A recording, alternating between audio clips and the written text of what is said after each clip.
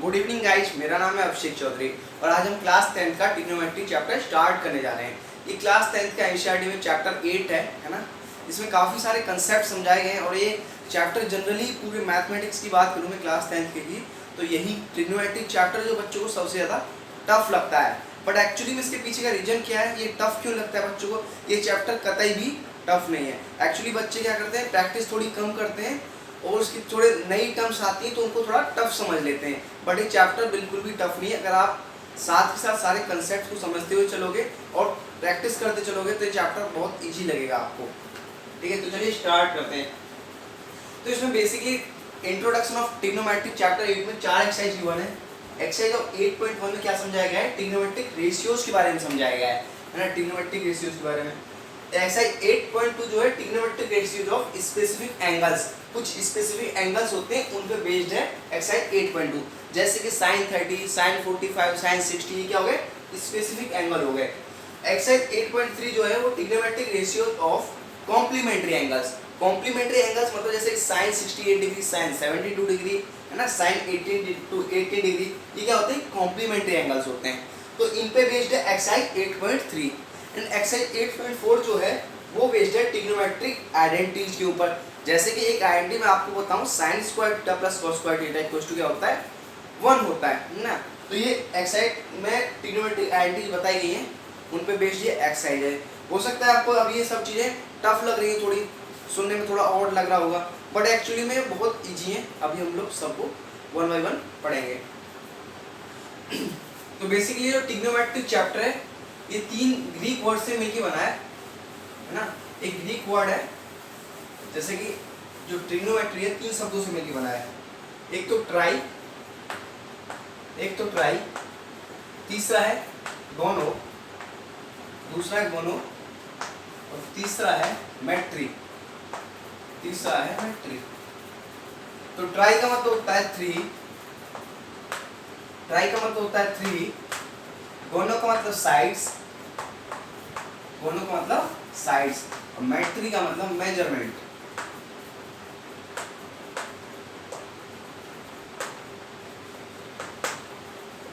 ठीक है, तो बेसिकली यहाँ पे 3 साइड्स के मेजरमेंट के बारे में हम लोग स्टडी करते हैं। और इस चैप्टर की खास बात क्या है, जनरली बच्चे सोचते हैं यार हम ये जो पढ़ाई कर रहे हैं इसके एप्लीकेशन क्या है ना।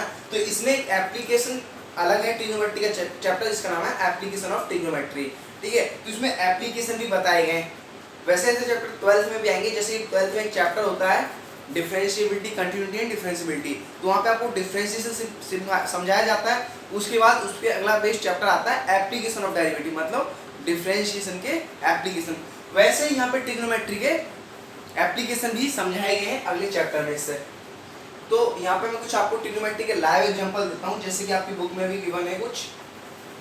ये आपका इंटरेस्ट क्रिएट करने में काफी हेल्पफुल रहेंगे। ठीक है, जैसे कि इसमें एग्जांपल दिया हुआ है, एक कुतुम्बी नहर है,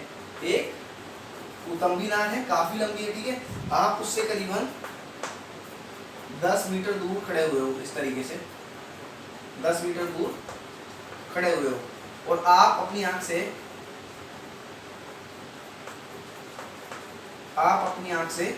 यहाँ देख रहे हो, कुतुब मीनार की हाइट को देख रहे हो और आप 10 मीटर दूर खड़े हो। ये पर्टिकुलर एंगल जो है मान लीजिए 60 डिग्री मान रहा है, लेट्स सपोज मान लीजिए, और आपको ये हाइट नहीं पता है। तो यहाँ पे एप्लीकेशन क्या है भाई, कि आप बिना स्केल के इस हाइट को कैलकुलेट कर सकते हो। किसकी मदद से, ट्रिग्नोमेट्री की मदद से। अदरवाइज आपको स्केल की जरूरत पड़ती है, आप स्केल से इस हाइट को नापते। लेकिन यहाँ पे अगर आपको ट्रिग्नोमेट्री आती है तो आप ट्रिग्नोमेट्री की मदद से इसकी हाइट को मेजर करते हो। तो ठीक है, ऐसा ही एक और एग्जाम्पल देखते हैं। जैसे कि आपकी बुक में समझाया गया है कि एक बैलून है, एक लड़का है या एक लड़की है, उसके पास एक बैलून है, कुछ ऐसा है। ठीक है, वो बैलून उड़ा रहा है, तो बैलून जो है उड़ जाता है उससे दूर। लड़का यहाँ पे है, थोड़ा दूर ले लेते हैं। ठीक है, ये बैलून है और ये लड़का है कुछ दूर, बैलून से कुछ दूर ये लड़का है ना। तो उसके बाद उससे वो बैलून छूट जाता है, छूट के यहाँ चला जाता है। उसके बाद वो लड़का जाता है अपनी मम्मी के पास, मम्मी बैलून जो है उड़ गया है, बैलून को पकड़ लो। ठीक है, तो वापस इतने टाइम में तब वो मम्मी के पास जाता है, तो इतने टाइम में क्या होता है, बैलून और दूर उड़ जाता है, बैलून इतना दूर और चला जाता है। ठीक है। तो बेसिकली अब यहाँ से पहले ये एंगल बन रहा था कुछ, अब यहाँ पे कुछ और एंगल बन रहा है। अगर आपको ये मान लीजिए 50 मीटर दूर है, लेट्स सपोज 50 मीटर दूर है, और ये कुछ एंगल 45 डिग्री या 30 डिग्री इस तरीके का कुछ बन रहा है ना। बस मैं जनरली ऐसे ही बता रहा हूँ, ये नहीं जनरली 30 डिग्री बन रहा है या 60 डिग्री बन रहा है, 45 बन रहा है। तो आप इस बैलून की जो हाइट है, कितनी हाइट पे ऊंचा है ना, तो ये हाइट कैलकुलेट कर सकते हो आप एप्लीकेशन ऑफ ट्रिग्नोमेट्री की मदद से, ठीक है। अगर आपको ट्रिग्नोमेट्री आती है तो आप इस हाइट को कैलकुलेट कर सकते हो। आपको मैं एक और एग्जांपल देता हूँ, सही। पहले आप इसको नोट कीजिए, फिर मैं आपको एक और एग्जांपल देता हूँ। जैसे कि आपकी स्कूल की बिल्डिंग है, ये आपकी स्कूल की बिल्डिंग है और आप इससे 10 मीटर दूर खड़े हो, 10 मीटर दूर खड़े हो, आप इससे 10 मीटर दूर खड़े हो, ठीक है। और आप अपनी तिरछी नजरों से, आप ये हो, ठीक है, आप अपनी तिरछी नजरों से इसके झंडा जो होता है, जहाँ पे स्कूल के ऊपर झंडा लगाया रहता है, उसको देख रहे हो, है ना।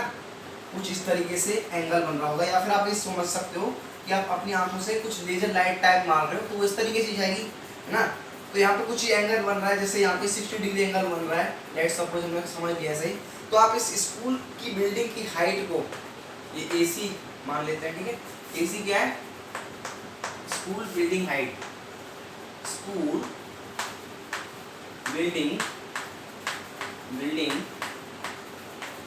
हाइट, स्कूल की बिल्डिंग की हाइट है ये, ठीक है। तो आप इस हाइट को कैलकुलेट कर सकते हो अगर आपको ट्रिग्नोमेट्री आती है, विदाउट हेल्प ऑफ स्केल, बिना स्केल की मदद से आप इस AC को कैलकुलेट कर सकते हो। आपको ये गिवन है और अगर ये एंगल गिवन है तो, ठीक है। तो students please pause the video to note it down.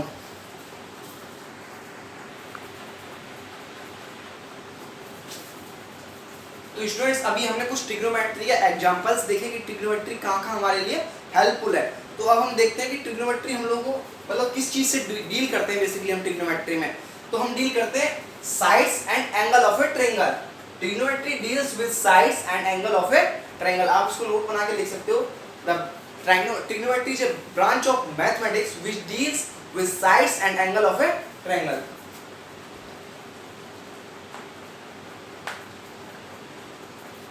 Trigonometry is a branch of mathematics which deals with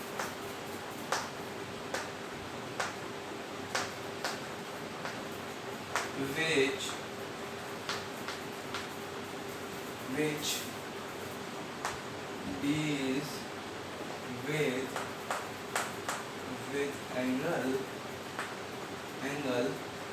and sides of a triangle.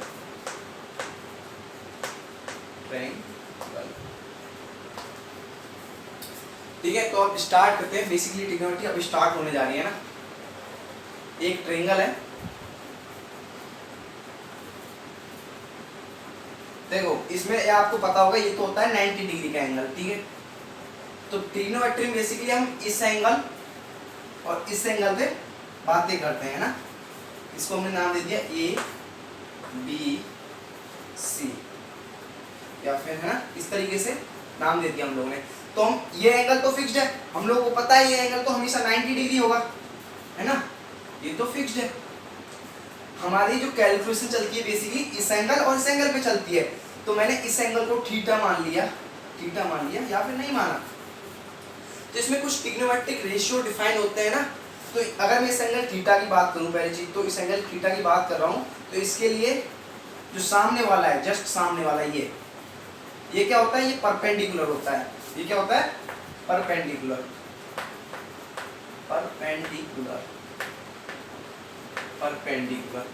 और ये होती है हाइपोटेन्यूज।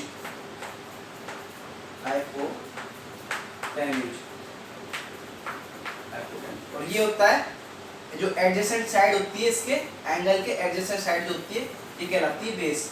क्या कहलाती है, बेस। तो हम परपेंडिकुलर को बेसिकली P से रिप्रेजेंट कर देते हैं, बेस को B से रिप्रेजेंट कर देते हैं, और हाइपोटेन्यूज को h से रिप्रेजेंट कर देते हैं। अब ध्यान दीजिएगा यहाँ पे एक चीज को, मैंने जब ये एंगल थीटा लिया है तो उसके सामने वाली अपोजिट साइड कहलाएगी परपेंडिकुलर। लेकिन अगर मैंने लेट सपोज यहाँ पे फाई एंगल ले लिया, फाई एंगल ले लिया, कुछ लोग कंफ्यूज हो रहे होंगे थीटा फाई क्या है। थीटा फाई भाई कुछ भी नहीं है, बस एंगल है, ठीक है। आपने थीटा की जगह एक्स भी ले सकते हो, वाई भी ले सकते हो, जेड एम जो भी आपकी मर्जी है वो ले सकते हो। अभी मैं अगर इस एंगल की बात करता हूँ तो इसके अपोजिट एंगल ये वाला होगा, ये वाला होगा। मैं दूसरे डायग्राम में आपको समझा देता हूँ।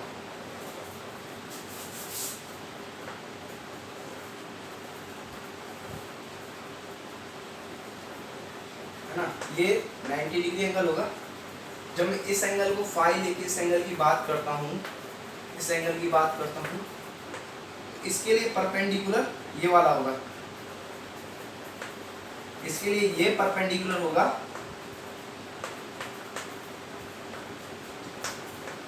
हाइपोटेन्यूज वही रहेगा और ये बेस हो जाएगा, क्योंकि ये इसके लिए ये साइड क्या होगी, एडजेसेंट हो गई, ये साइड क्या होगी, एडजेसेंट होगी, और ये साइड अपोजिट होगी इसके लिए। तो ये परपेंडिकुलर और हाइपोटेन्यूज यही रहेगी, हाइपोटेन्यूज यही रहेगी। तो बेसिकली स्टूडेंट्स आपको ये कंफ्यूज नहीं होना है, ये ध्यान रखना है, अपोजिट साइड कहलाती है परपेंडिकुलर और एडजेसेंट साइड क्या कहलाती है, बेस। सो स्टूडेंट आप इसको नोट कर लीजिए, है ना।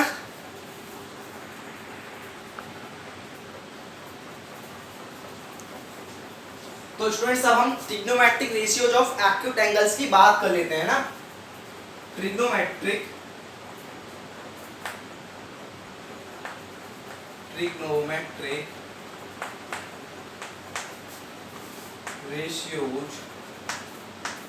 ratios of acute angles।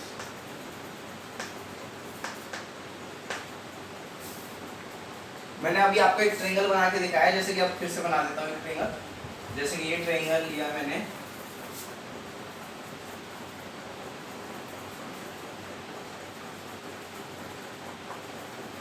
ये ट्रायंगल ले लिया, ठीक है। और यहाँ पे इसको ए बोलती है, इसको बी, इसको सी। तो मुझे इस एंगल ए के लिए कैलकुलेट करने ट्रिग्नोमेट्रिक रेशियोज, है ना, trigonometric ratios of acute angle. इस एंगल ए के लिए कैलकुलेट करने हैं ना। तो पहला होता है, देखो 6 ट्रिग्नोमेट्रिक रेशियोज होते हैं। पहला होता है sine of angle A, sine of angle A, इसको हम इस तरीके से भी बोल सकते हैं साइन ए, ठीक है। इसको हम साइन ऑफ एंगल ए इस तरीके से तो ये लॉन्ग में बोला जाता है, लेकिन शॉर्ट में हम इसको साइन ए बोलते हैं। और देखो यहाँ पे बिल्कुल कंफ्यूज नहीं होना कि साइन और ए का प्रोडक्ट है, कि साइन और ए का मल्टीप्लाई हो रहा है तब साइन ए आ रहा है, ऐसा कुछ भी नहीं है यहाँ पे, ठीक है। बस ये जस्ट एब्रीविएशन है, इस तरीके से हम इसको रिप्रेजेंट कर सकते हैं। अगर यहाँ पे हमें मान लीजिए पर्टिकुलरली एंगल ए गिवन है, जैसे कि गिवन है थीटा गिवन है। अब कुछ लोग कंफ्यूज हो रहे होंगे थीटा क्या है, थीटा कुछ भी नहीं भाई, बस एक एंगल है, ठीक है। तो अगर यहाँ पे थीटा पर्टिकुलर एंगल गिवन है तो हम इसको साइन थीटा भी लिख सकते हैं। क्या लिख सकते हैं, साइन थीटा। और मैंने अभी आपको बताया था इसके अपोजिट साइड क्या कहलाती है, परपेंडिकुलर।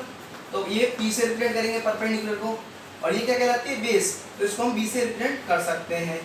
तो इसके एडजेसेंट साइड क्या कहलाती है, बेस, और ये हाइपोटेन्यूज कहलाएगी, इसको हम हाइपोटेन्यूज बोलते हैं, हाइपोटेन्यूज। इसको हम एच से रिप्रेजेंट कर सकते हैं, ठीक है। तो ये होता है perpendicular upon hypotenuse, perpendicular upon hypotenuse. Sine of angle A that is sine theta. Sine theta क्या होता है, परपेंडिकुलर अपॉन हाइपोटेन्यूज। आपको खाली ये याद रखना है, ठीक है। फिर होता है कोसाइन, कोसाइन ऑफ एंगल ए। तो इसको हम बोलते हैं कॉस ए, या फिर हम इसको कॉस थीटा भी बोल सकते हैं, कॉस थीटा, जो कि होता है बेस अपॉन हाइपोटेन्यूज। ये बेस और ये हाइपोटेन्यूज, बेस अपॉन हाइपोटेन्यूज होता है। तो इसको भी आपको याद रखना है। और तीसरा होता है टेंजेंट, तीसरा होता है टेंजेंट ऑफ एंगल ए। इसको हम टेन ए बोलते हैं, क्या बोलते हैं, टेन ए, या फिर इसको हम टेन थीटा भी बोल सकते हैं, टेन थीटा। ये होता है perpendicular upon base, perpendicular upon base. कुछ लोग कंफ्यूज हो रहे होंगे भाई इतनी सारी चीजें सर कैसे याद करेंगे। भाई कुछ नहीं, बहुत आसान चीजें हैं और इतनी चीजें बताई भी कहाँ है, 3 चीज बताई बस खाली, ये और ये। बाकी 3 रेशियो जो है वो इनके उल्टे पुल्टे हैं, उनमें कुछ याद नहीं रखना। बस ये याद रखना है कि भाई ये उल्टे होते हैं। इस तरीके से आप नॉर्मली अगर 3 याद आपको याद रहते हैं तो बाकी 3 आप अपने आप लिख दोगे, है ना। और बाद में फिर इसके थोड़ी देर बाद हम इसकी ट्रिक भी बताएंगे क्या याद करने की। बेसिकली वैसे आपको इसका मेन जो लॉजिक है वो समझ में आना चाहिए, ठीक है। ये ट्रिक व्रिक सब बहाना होता है, ट्रिक व्रिक सब बहाने होते हैं। आपको ट्रिक से सोचने की भी जरूरत नहीं पड़ेगी, कुछ टाइम ट्रिक की मदद लोगे आप लोग, लेकिन बाद में उसकी भी जरूरत नहीं पड़ेगी, ठीक है। तो मैंने आपको एक एग्जाम्पल दे दिया, मैं आपको एक एग्जाम्पल देता हूँ। जैसे कि एक ट्रायंगल है ना, ये ट्रायंगल है, ये बेस जो 3 है और ये परपेंडिकुलर 4 है, ए बी सी, तो ऑब्वियसली 5 होगा, ये 5 होगा। चेक करके देख लो, आपने एक पाइथागोरस थ्योरम पढ़ी होगी, अगर नहीं भी पढ़ी है तो मैं बता देता हूँ। ट्रायंगल चैप्टर में आप लोगों ने पढ़ी होगी, वैसे अगर नहीं पढ़ी है तो फिर भी मैं बता देता हूँ। तो पाइथागोरस थ्योरम क्या बोलती है, पाइथागोरस थ्योरम, पाइथागोरस थ्योरम। तो ये पाइथागोरस थ्योरम बोलती है हाइपोटेन्यूज का स्क्वायर इक्वल्स टू परपेंडिकुलर का स्क्वायर प्लस बेस का स्क्वायर। तो यहाँ पे हाइपोटेन्यूज क्या है 5, तो 5 का स्क्वायर क्या होगा 25, है ना। और परपेंडिकुलर क्या है 4, तो 4 का स्क्वायर क्या होगा 16, और बेस क्या है 3, 3 का स्क्वायर क्या होगा 9, तो 16 प्लस 9 कितना हो गया 25। तो यहाँ पे क्या आ गया 25 equals to 25, that is LHS RHS के इक्वल हो गया। तो यही पाइथागोरस थ्योरम बोलती है कि हाइपोटेन्यूज का स्क्वायर बेस का स्क्वायर प्लस परपेंडिकुलर का स्क्वायर ये होती है, ठीक है। तो जिन लोगों को नहीं पता थी वो लोग इसको नोट करेंगे, तो बाकी वैसे आपको पहले से पता होगी।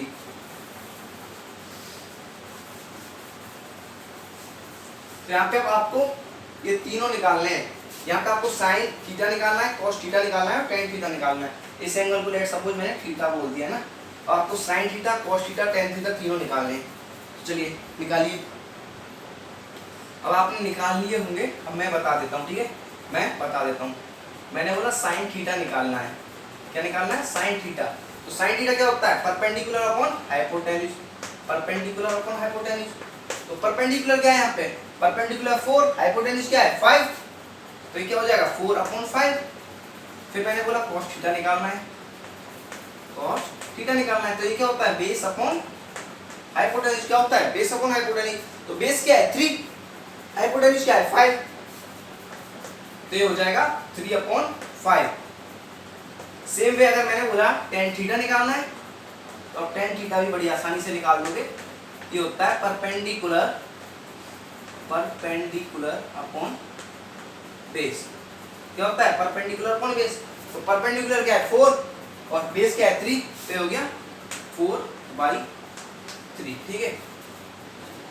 तो स्टूडेंट्स मैं आपको एक और चीज दिखाता हूं। अगर मैं साइन थीटा को कॉस थीटा से डिवाइड करता हूं, क्या करता हूं sign theta upon cos theta करता हूं, sign theta upon cos theta. तो साइन थीटा क्या है 4/5, 4/5, और कॉस थीटा क्या है 3/5। तो ये किसके इक्वल आ जाएगा 5 से 5 है कट जाएगा और ये 4/3 के इक्वल आ जाएगा। कुछ लोग सोच रहे होंगे सर ये क्या कर दिया, इसे आपने कैसे काट दिया। तो भाई एक चीज आप लोगों ने पढ़ी होगी, जब अगर इस फॉर्म में A/B upon C upon D, तो D तो चला जाता है ऊपर और B और C आपस में से मल्टीप्लाई हो जाते हैं। क्या होता है यहाँ पे हो जाता है A into D upon B cross C, ठीक है, ऐसा हो जाता है, आपने पढ़ा होगा। तो सेम चीज वही मैंने यहाँ पे की है, वही मैंने यहाँ पे की है। अब कैसे अभी देखते हैं। तो मैंने क्या किया, ये 4/5 तो 5 ऊपर जाएगा, तो हो जाएगा 4 इंटू 5, और ये हो जाएगा 3 इंटू 5, 3 इंटू 5, 5 से 5 कट गया 4/3 आ गया। तो हमने देखा ये 4/3 जो है टेन थीटा के इक्वल है। टेन थीटा क्या है हमारा 4/3। तो हम लोग को यहाँ से एक चीज पता लगी कि जो sine theta upon cos theta है, sine theta upon cos theta है, तो किसके इक्वल होता है टेन थीटा के इक्वल होता है। किसके इक्वल टेन थीटा। अब जितनी भी चीज मैंने ब्रैकेट के अंदर बंद की वो आपको याद रखनी है, ठीक है।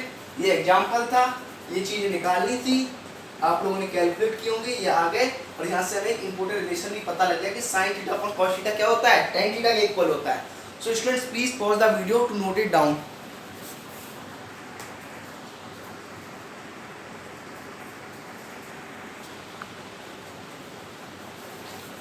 सो स्टूडेंट्स अब बच्चे बाकी के 3 बचे हुए ट्रिग्नोमेट्रिक रेशियोज भी कंप्लीट कर लेते हैं।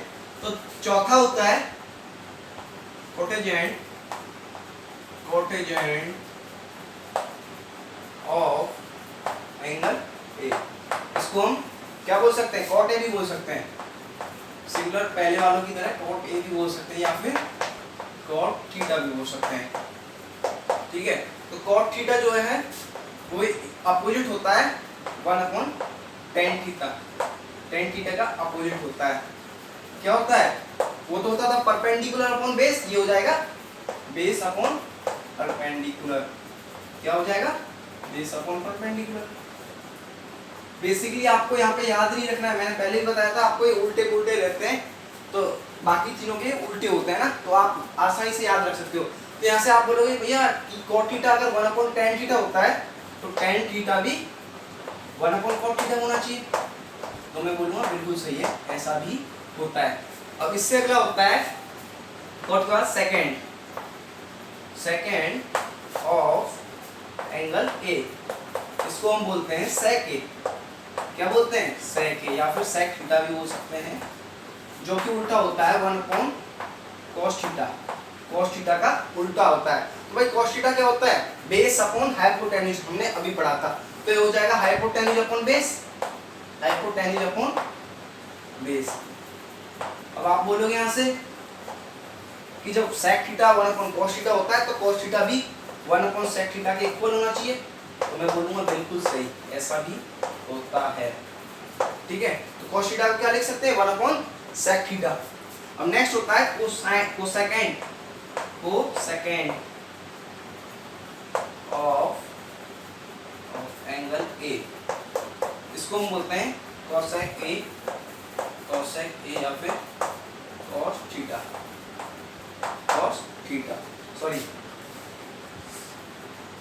cosec ए या फिर cosec थीटा या फिर cosec थीटा, या फिर हम इसे ऐसा बोल सकते हैं ये sin थीटा का इनवर्स होता है, इनवर्स नहीं सॉरी उल्टा होता है 1/sin थीटा।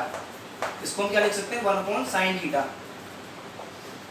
और ये किसके इक्वल हो जाएगा, होता था sin थीटा क्या होता था, परपेंडिकुलर अपॉन हाइपोटेन्यूज, तो उल्टा होता है तो ये हो जाएगा hypotenuse upon perpendicular, hypotenuse upon perpendicular. अब आप बोलोगे कि जब cosec थीटा 1/sin थीटा होता है तो sin थीटा भी 1/cosec थीटा होना चाहिए, 1/cosec थीटा के इक्वल होना चाहिए। तो मैं बोलूँगा बिल्कुल सही है, ऐसा भी होता है। ठीक है, तो यहाँ पे थीटा से एक तो पहली चीज बिल्कुल घबराना नहीं, बच्चे यही गड़बड़ करते हैं कि यार थीटा क्या है, नई टर्म से थोड़ा ऑड लग सकता है, बट 2-4 बार आप इनको पढ़ोगे, याद रखोगे, समझोगे तो ये बहुत आसान चीजें है ना। क्वेश्चंस प्रैक्टिस करेंगे अभी हम लोग, ये बहुत आसान है, अभी आप फैमिलियर हो जाओगे इनसे आप, है ना। तो अभी मैं आपको इसकी ट्रिक भी बताता हूँ, आप तब तक इसको नोट कर लीजिए। So students please pause the video to note it down.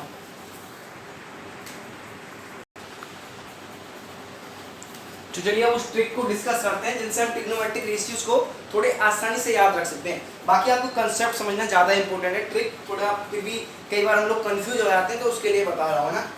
तो ट्रिक होती है, आपको एक चीज़ याद रखनी है, एक निमोनिक है, उसको याद रखना है, पंडित बद्री प्रसाद हर हर बोले सोना चांदी तोले। ठीक है,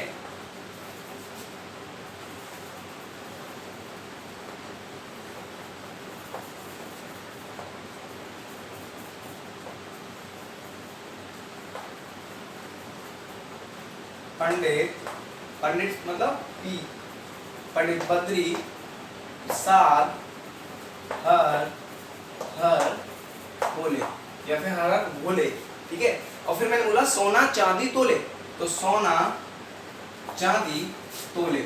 तो इसकी आपको पहला शब्द लिख देना है, खाली पहला वर्ड लिख देना है। ठीक है, उसके बाद ये हो गया परपेंडिकुलर, ये हाइपोटेन्यूज, ये बेस, ये हाइपोटेन्यूज, ये परपेंडिकुलर, ये बेस, ये हो गया साइन थीटा, ये हो गया cos थीटा, ये हो गया tan थीटा। ठीक है, तो यहाँ पे आ जाता है फिर कॉट थीटा, क्योंकि मैंने आपको बताया था जस्ट उल्टे होते हैं इसके। टेन थीटा का उल्टा क्या होता है, टेन थीटा का उल्टा क्या बताया था मैंने, कॉट थीटा। और ऐसे ही cos theta, cos theta, cos theta का उल्टा क्या बताया था, सेक थीटा, सेक थीटा। अब ये है साइन थीटा, साइन थीटा का उल्टा क्या बताया था, कोसेक थीटा, कोसेक थीटा। ठीक है, यही बताया था। तो इसको आप आसानी से याद रख सकते हो। एक दूसरी चीज, यहाँ पे मैंने थीटा एंगल लिया है, हो सकता है वहाँ पे फाई भी गिवन रहे, तो आप कंफ्यूज हो जाओगे कि भैया ने तो ये थीटा के लिए बताया था, फाई एंगल गिवन है यहाँ पे, तो ये टेबल यूज नहीं करेंगे, यहाँ पे कुछ और होगा। कुछ भी नहीं होगा, वही चीज होगी, बस यहाँ पे एंगल मैंने फाई लिया, कुछ भी हो सकता है एंगल, तो 30 डिग्री, 40 डिग्री, 45 डिग्री, जो भी गिवन होगा है ना क्वेश्चंस में।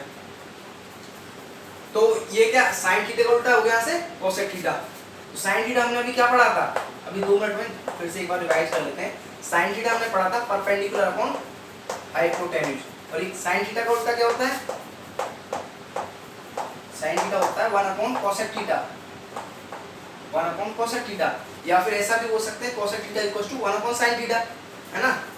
और कोसेक थीटा किसके इक्वल होता है, तब मैंने बताया जब कोसेक थीटा साइन थीटा का अपोजिट है तो ये हो जाएगा हाइपोटेन्यूज अपॉन परपेंडिकुलर। क्या हो जाएगा, हाइपोटेन्यूज अपॉन परपेंडिकुलर। फिर मैंने बताया था cos थीटा, cos थीटा, तो cos थीटा क्या होता है, base upon hypotenuse, base upon hypotenuse. cos theta किसका उल्टा होता है, 1 upon sec theta, sec theta का उल्टा होता है।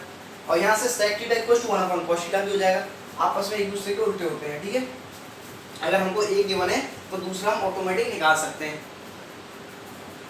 तो यहाँ से sec थीटा किसके इक्वल हो जाएगा, तब cos theta base upon hypotenuse है, तो sec थीटा हो जाएगा hypotenuse upon base, hypotenuse upon base. ठीक है, देखो जब ऊपर से कैलकुलेट कर रहे हैं तो हमको इस तरीके से देखना है, तब ये नीचे वाले कैलकुलेट कर रहे हैं तो इस तरीके से देखना है, पहले ऐसे देखना है फिर ऐसे देखना है, अगर नीचे से देखना है तो। ठीक है, अगली बात समझ में।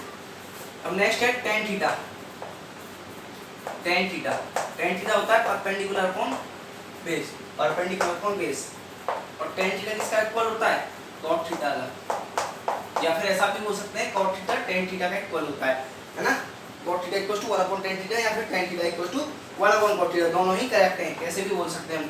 तो यहाँ से cot थीटा इक्वल्स टू क्या हो जाएगा, तो tan theta perpendicular upon base है, तो cot थीटा हो जाएगा इसका opposite, that is base upon perpendicular, ना, बेस अपॉन परपेंडिकुलर, यहाँ से cot थीटा हो जाएगा। So students, please pause the video to note it down. After that, we will do an question. Okay?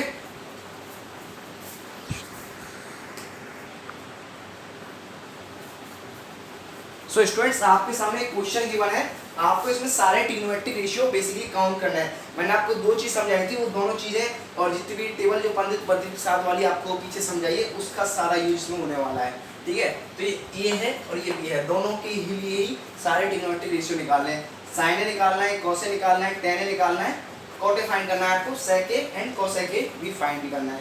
Same way इधर भी sine B भी find करना है, कॉस बी भी फाइंड करना है, tan B, cot B, sec B and cosec B, सारे के सारे आपको फाइंड करने हैं।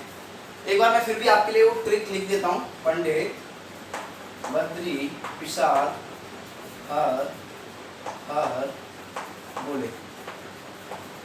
ठीक है, ये होता है साइन, ये कॉस, ये टेन, ये कॉट, सेक, कोसेक। ठीक है, ट्राई कीजिए आप लोग, फिर मैं सॉल्यूशन बताता हूँ। ट्राई कीजिए वीडियो को पॉज करके। तो आपने अब ट्राई कर लिया होगा, मैं सॉल्यूशन बताता हूँ उसके। साइन ए, साइन ए मतलब ये वाला एंगल। ठीक है, तो इसके लिए ये वाला हो जाएगा परपेंडिकुलर, है ना, ये क्या हो जाएगा परपेंडिकुलर, और ये क्या हो जाएगा इसके लिए बेस, और ये हाइपोटेन्यूज हो जाएगा। ठीक है, तो साइन ए होता है, साइन क्या होता है perpendicular upon hypotenuse, perpendicular upon hypotenuse. तो इसके लिए परपेंडिकुलर क्या है 4 और हाइपोटेन्यूज क्या है 5, तो ये हो जाएगा 4 upon 5। Same way cos A, अब कॉस ए के लिए कॉस ए होता है बेस अपॉन हाइपोटेन्यूज, क्या होता है बेस अपॉन हाइपोटेन्यूज। तो बेस क्या है इसके लिए 3 और हाइपोटेन्यूज क्या है 5, तो ये हो जाएगा 3 अपॉन 5। अब tan a की बात आती है, tan a होता है परपेंडिकुलर अपॉन बेस, तो परपेंडिकुलर अपॉन बेस होता है, तो परपेंडिकुलर क्या है 4, बेस क्या है 3, तो ये होता है परपेंडिकुलर अपॉन बेस, ये हो जाएगा 4/3। देखो अब आप बिना टेबल के भी नहीं कर सकते हो, आगे के तीनों ये वाले तीनों आप बिना टेबल के भी निकाल सकते हो। मैंने बताया था cot a tan a का उल्टा होता है, तो ये हो जाएगा 3/5, 3/4 सॉरी, ये क्या हो जाएगा उल्टा होता है 3/4 हो जाएगा, वहां से भी एक बार निकाल के देख लेते हैं क्या होता है कोटे बेस अपॉन परपेंडिकुलर। तो बेस क्या है 3, परपेंडिकुलर क्या है 4, 3/4 आ गया। फिर भी मैं लिख देता हूँ एक बार बेस अपॉन परपेंडिकुलर। ठीक है, हम टेबल को रब कर देते हैं थोड़ा, क्योंकि हमें sec a भी लिखना है। sec a मैंने बताया था cos a का उल्टा होता है, तो ये हो जाएगा 5/3। 5/3 ये होता है हाइपोटेन्यूज अपॉन बेस। ठीक है, हाइपोटेन्यूज अपॉन बेस। तो मैं ये आपको बता रहा हूँ जैसे perpendicular upon hypotenuse, base upon hypotenuse, ये बार-बार क्यों बता रहा हूँ ताकि मैं बताऊँ तो आपको ये चीज लर्न हो जाए ऑटोमेटिक, है ना, रटने की भी रहने की भी जरूरत ना पड़े इनको, है ना। तो cos a क्या होता है sin a का अपोजिट, sin a का अपोजिट, तो ये हो जाएगा 5/4। 5/4 तो ये क्या होता है हाइपोटेन्यूज अपॉन परपेंडिकुलर। ये होता है परपेंडिकुलर अपॉन हाइपोटेन्यूज और ये होता है हाइपोटेन्यूज अपॉन परपेंडिकुलर, ये उल्टा हो जाता है। अब यहाँ पे sin b cos b tan b cot b sec b cosec b, अब हमें ये कैलकुलेट करने हैं। तो देखो इसके लिए क्या होगा, बेस और ये हाइपोटेन्यूज ये परपेंडिकुलर आपस में चेंज हो जाएंगे। क्या हो जाएंगे, चेंज हो जाएंगे। अब इस b वाला एंगल है तो b वाले एंगल के लिए क्या होगा, ये परपेंडिकुलर होगा और ये बेस होगा। ये क्या होगा परपेंडिकुलर। परपेंडिकुलर क्या हो जाएगा इस बार 3 और बेस क्या हो जाएगा 4। इसमें अपोजिट था, इसमें अलग हो जाएगा। मैंने आपको बताया था कि सामने वाली साइड परपेंडिकुलर होती है अपोजिट, और एडजेसेंट साइड जो होती है वो बेस होती है ना, और हाइपोटेन्यूज सेम रहता है। तो यहाँ पे लिखा हुआ है sin b, क्या लिखा हुआ है sin b। तो sin b क्या होगा परपेंडिकुलर अपॉन हाइपोटेन्यूज, परपेंडिकुलर क्या है 3, तो ये हो जाएगा 3/5, है ना। cos b होता है बेस अपॉन हाइपोटेन्यूज, तो ये हो जाएगा 4/5। tan b क्या होता है परपेंडिकुलर अपॉन बेस, तो ये हो जाएगा 3/4। इसका जस्ट अपोजिट होता चल रहा है ना, क्योंकि यहाँ पे परपेंडिकुलर और बेस क्या हो गए अपोजिट हो गए। जो परपेंडिकुलर था वो बेस हो गया है और जो बेस था वो परपेंडिकुलर हो गया है। cot भी होता है tan b का उल्टा, तो हम इसे यहीं से कर सकते हैं, ये हो जाएगा 4/3। sec भी होता है cos b का उल्टा, cos का उल्टा होगा तो ये 5/4 हो जाएगा, 5/4 हो जाएगा। और cosec भी होता है sin b का उल्टा, तो ये हो जाएगा 5/3। अब मैं यहाँ पे स्टूडेंट्स आपको एक और चीज बताना चाहता हूँ। कुछ लोग ये सोचते हैं तो ये चीज है कि cosec और b इन दोनों का मल्टीप्लिकेशन है, ऐसे ही इनमें सोचते हैं कि sec और b का मल्टीप्लिकेशन से sec भी बना है, ऐसा कुछ भी नहीं है। ठीक है, और इंडिविजुअल जैसे sec, cosec या फिर sin कुछ भी लिखा हुआ है तो इनकी कोई मीनिंग नहीं है, कोई भी मीनिंग नहीं है, ये सब गलत है ना। अगर मान लीजिए कहीं पे इस तरीके से लिखा है sin theta upon cos theta, ठीक है, तो आप ऐसा नहीं कर सकते थीटा से थीटा काट दिया, अभी हो गया sin अपॉन cos। मैंने कुछ स्टूडेंट्स को ऐसा करते हुए देखा है, इसलिए बता रहा हूँ। ठीक है, ऐसा नहीं होता है कि sin theta upon cos theta लिखा हुआ है तो आप थीटा से थीटा कट कर दो और इस sin अपॉन cos कर दो। बेसिकली ये तो कुछ होता ही नहीं है, इसका तो कुछ मतलब है ही नहीं, है ना, इसका कुछ मतलब ही नहीं है। इसको स्टूडेंट्स मैं समझता हूँ आपको क्वेश्चन समझ में आया होगा। आप इस वीडियो को पॉज करके क्वेश्चन को राइट डाउन कर सकते हो।